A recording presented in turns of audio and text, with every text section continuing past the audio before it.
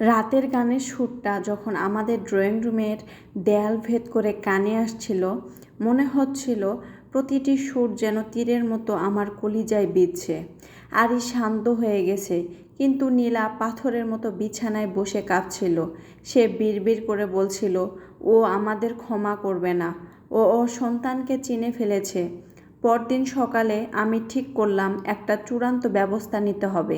এভাবে চলতে থাকলে নীলা পাগল হয়ে যাবে। আমি নিচে গেলাম, দারোয়ানকে নিয়ে গেটের সামনে গিয়ে দেখলাম সেই মহিলাটি তখনও বসে আছে। রোদে পুড়ে তার চামড়া তামাটে হয়ে গেছে, কিন্তু চোখের সে তীক্ষ্ণ দৃষ্টি এক চুলও নড়েনি। আমি পকেট থেকে কিছু টাকা বের করে তার সামনে ধরলাম, বললাম, এখান থেকে চলে যাও, এই টাকাগুলো নাও, দূরে গিয়ে কিছু খেয়ে নাও। মহিলাটি টাকার দিকে একবারও তাকালো না। সে আমার চোখের দিকে এমনভাবে তাকালো যেন সে আমার শরীরের চামড়া ভেদ করে ভেতরে সেই চোরটাকে দেখতে পাচ্ছে। হঠাৎ সে খুব অস্পষ্ট স্বরে বাংলায় কিছু একটা বলল। আমি ঠিক বুঝতে পারলাম না, কিন্তু তার ঠোঁটের কোণে এক অদ্ভুত হাসিটা লেগেছিল। আমি ভয় আর ঘেন্নায় ফিরে এলাম। সেই দিনই আমি সিদ্ধান্ত নিলাম, আমরা এই বাসা ছেড়ে দেব। যত দ্রুত সম্ভব। অফিসের কলিগদের বললাম, জরুরি পারিবারিক কারণে আমাদের ধানমন্ডি থেকে উত্তরাতে চলে যেতে হচ্ছে।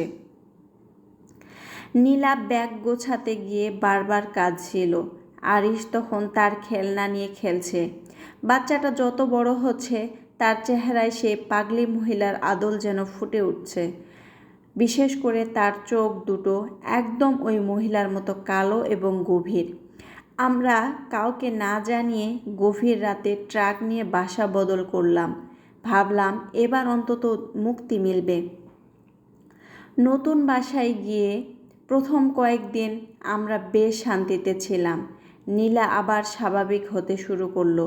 সে ভাবল দূরত্ব আমাদের অপরাধ ঢেকে দেবে, কিন্তু আমাদের ধারণা ভুল ছিল। নতুন বাসায় ওঠার ঠিক 7 দিনের মাথায় এক বিকেলে আমি অফিস থেকে ফিরে দেখি কলিং বেল বাজাচ্ছিল। নীলা দরজা খুলছে না। আমি চাবি দিয়ে ভেতর ঢুকে দেখি নীলা সোফায় জুবুথুবু হয়ে বসে আছে। তার চেহারা ফ্যাকাশে। সে জানালার দিকে আঙুল দিয়ে ইশারা করলো। আমি কাঁপতে কাঁপতে জানালার পর্দা সরালাম। 4 তলার ব্যালকনি থেকে নিচে তাকাতে আমার কলিজা শুকিয়ে গেল। রাস্তার ঠিক উল্টো পাশে একটা ল্যাম্পপোস্টের নিচে সেই মহিলাটি দাঁড়িয়ে আছে। বৃষ্টির পানিতে ভেজা তার সেই একই ময়লা শাড়ি। সে উপরের দিকে তাকিয়ে আছে, কিন্তু এবার সে একা নয়। তার হাতে একটা পুরনো ছিঁড়ে যাওয়া বাচ্চার কাঁথা। সে সেই কাঁথাটাকে দোল দিচ্ছে আর উপরের দিকে তাকিয়ে হাসছে। কিভাবে ঢাকা শহরের এই ঘিঞ্জি গলির মাঝে সে আমাদের খুঁজে পেল কিভাবে? কোনো মানুষের পক্ষে কি এটা সম্ভব, নাকি মাতৃত্বের টানে কোনো নিজস্ব কম্পাস আছে যা দিয়ে সে তার নারী ছেঁড়া ধনকে খুঁজে নেয়?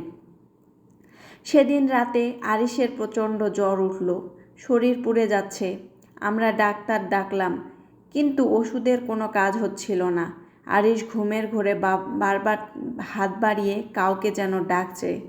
মাঝরাতে হঠাৎ নীলা চিৎকার করে উঠল ড্রয়িং রুমের দরজার সামনে। আমি দৌড়ে আরিশকে রেখে দরজার সামনে যেয়ে দেখি দরজার ওপাশে সেই মহিলার মুখ। পাগলিটা 4 তলায় উঠল কেমনে? তার ভেজা হাত দরজায় লেগে আছে। সে করুণ স্বরে ডাকছে, বাবা, আমার বাবা। নীলা হঠাৎ পাগলের মতো দৌড়ে গিয়ে বাচ্চাটা নিয়ে এসে দরজাটা খুলে দিল।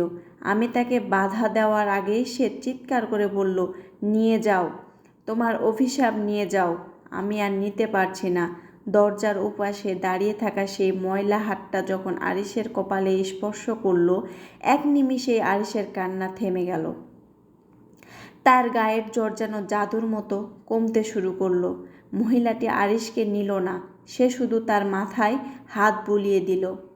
তারপর আমার দিকে তাকিয়ে খুব স্পষ্ট গলায় বলল, মানুষ চুরি করা যায়, কিন্তু মায়া চুরি করা যায় না। গল্পটি চলবে ঘুম পাড়ানি মা পর্ব 2। খুব শীঘ্রই 3য় পর্ব আসবে। চ্যানেল সাবস্ক্রাইব করে পাশে থাকবেন, তাহলে গল্প দেওয়ার সাথে সাথে নোটিফিকেশন পেয়ে যাবেন। ধন্যবাদ সবাইকে। গল্পটা কেমন লাগলো কমেন্টে জানাবেন।